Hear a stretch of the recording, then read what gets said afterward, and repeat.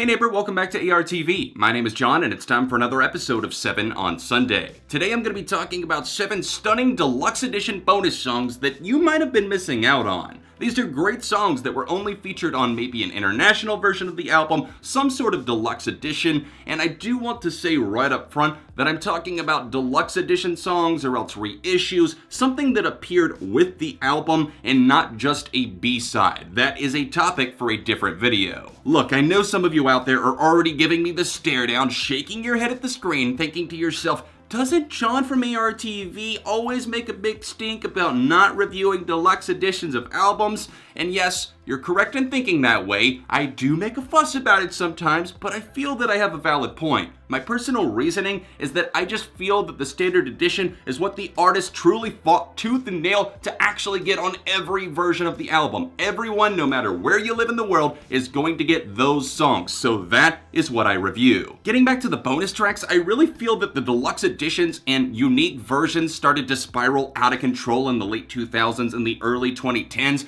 There was the Best Buy editions, the iTunes Deluxe, the Soundhound edition. It was like so many different versions that it was like types of Pokemon. How the fuck am I gonna catch them all? It makes sense to me that with all of these bonus tracks out there, that not only would some of them be fantastic, but also a lot of them would be undiscovered because they kind of fell through the cracks of time. Now, I'm going to be talking about 7 of my favorites. There are so many more that I could have selected. If you want to see a part 2, then please drop a like on this video and let me know after you get done watching the video, what's your favorite bonus track that you've ever discovered? Sound off in the comments. I hope that you discover something from this video today, and let's get started with the Foo Fighters. What do you know about truth isn't there and it's just unfair and life isn't fair, but I knew. Oh, Japan, the first of many that we're gonna see. I don't have to be as envious on this one because the Best Buy edition and iTunes Deluxe did have Better Off as a bonus track, and this song is awesome.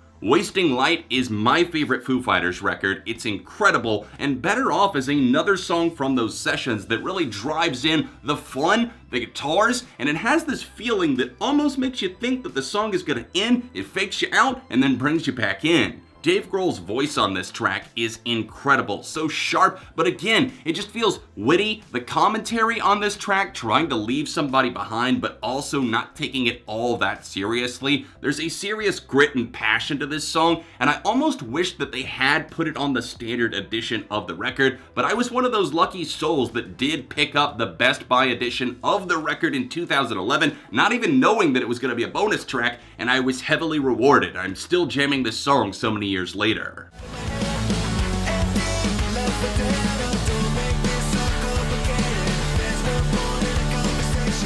There were several different songs that I considered for Blink-182, but at number 6, I picked the new one out of my head, the Japanese bonus track from their latest album, 9. This is a track that reminds me a whole lot of Neighborhoods in the way that the guitars feel very spirited. There's also a build-up, a swell at the end of the chorus that really packs a punch, and Mark Hoppus sounds incredible here. I love the fact that they kind of break down this song. It feels like, yes, relationship frustrations, which is very familiar to Blink, but I also love the sounds, just the way that they captured this feeling between the Untitled album almost and Neighborhoods, and a little bit of 9 too, but it just has a lighter pacing. It feels a bit more raw, a bit less produced. What I absolutely am a fan of is not only that, but also Matt Skiba on the second verse here. He comes in, kills it, and this song is short, quick, it's over in like 2.5 minutes, but it's a thrill ride the whole way.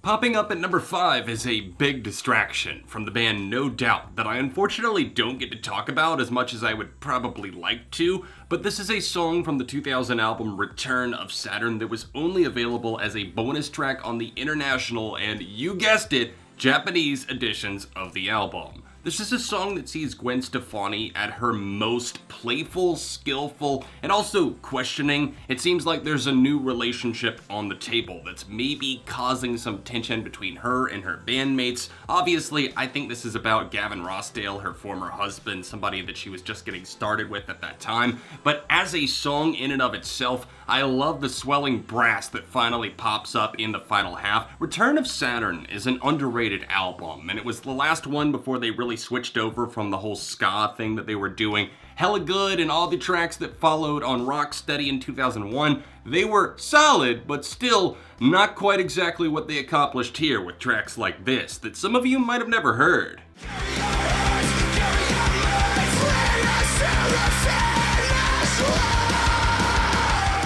Number 4, Finish Line from the deluxe edition of Disgusting by Beartooth. Hardcore punk is probably the primary thing, along with melodic hardcore, used to describe this album, and I was addicted to this record when it came out. In fact, originally I gave it a perfect score. I don't feel as strongly about it now, but still, Caleb Shomo showed up on this, and not only that entire album, but also its bonus tracks that were originally only available in Japan. Now, of course, the deluxe edition tracks have been uploaded to YouTube. I believe they're on Spotify and Apple Music as well. And I highly recommend checking out this song, Finish Line, that might remind you a little bit more of the Sick EP, maybe even slightly of his former band, Attack Attack. I love how aggressive yet catchy, once again, these melodic, screamed, harsh, angry vocals are. There's a lot of pin-up energy that's floating about on this one, and while it does feel different from a lot of the Disgusting tracks, it's not in a bad way. And the track that comes after that, the other bonus track,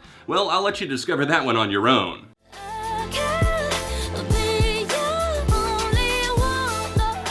Ooh, this song is such a jam. Number 3, Only One off of My Everything, a bonus track from the deluxe edition. It was really available everywhere, but honestly, I don't think as many people listen to the deluxe at all. This, of course, is by the pop superstar Ariana Grande. I think it's one of her best tracks. This remains extremely catchy. It has the feeling of, yes, the throwback R&B that a lot of her former album Yours Truly captured, but the sentiments here are just so light on their feet. It's airy, but it's also effortless. The vocals just sound like she could do it in her sleep. Again, this is one of her best tracks. I hate that this was just limited to being a bonus deluxe edition only song because it deserved to make the album. Don't try to fight the storm, you'll tumble overboard.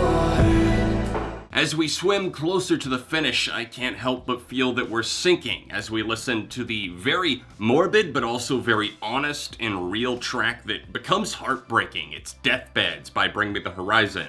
This was released on the deluxe edition of Sempiternal in 2013. It was released as the Deathbeds EP. There were 3 songs on there. I do like the majority of those tracks, but this has always been such a big standout to me. A lot of people theorize that it's not only about love, a relationship, somebody being more invested than the other, and of course, Oliver Sykes, lead singer of Bring Me the Horizon, did this as a duet, sort of a feature with Hannah Snowden, his now ex-wife. That relationship did not go well, and this song almost felt like it predicted that, but not only is it about the relationship, I also feel that this may be about drugs or addiction in some way. It's a very dark song, and once they add in the extra bombastic instrumentation that almost just takes this into a masterpiece swell in the second and final stage of the song, the beat changes and the pacing of this track is perfection. I love that it can give you a gut punch not only because it's emotional but also the music. You just really fall in love.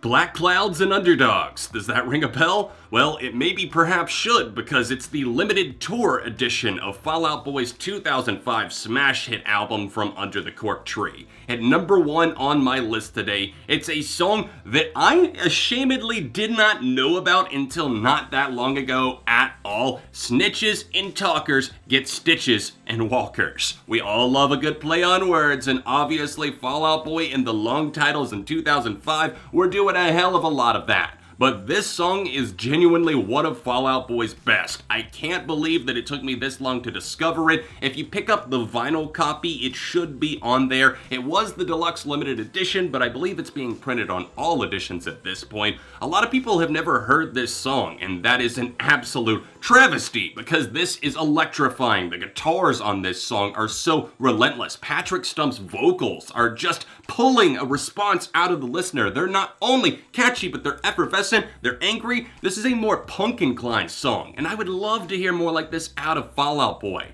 Obviously, that era of the band was a lot more bitter and jaded, but I think the lyrics aren't the only thing that get the job done here. It's the entire band just really crunching down and giving you a punch in this side of the face. That's a wrap on this episode of 7 on Sunday, guys, and I would love to know, had you heard any of these songs before? And if so, what was your favorite one that I featured? Again, I did want to ask you, what's your favorite bonus song or deluxe edition track out there? Not B-sides, again. That is a subject for a different video. But anyways, comment away down below, upvote some of the ones that you like the most, and maybe I'll take them into consideration if I do a part 2. Drop a like on this video. A like really does go a long way. Subscribe for the love of music. Be neighborly to everybody in the comments section down below. And if you want to see last week's episode, then tap right over here or tap here for another recent video. All of my social accounts can be found in the description, and I will see you soon for more right here on ARTV.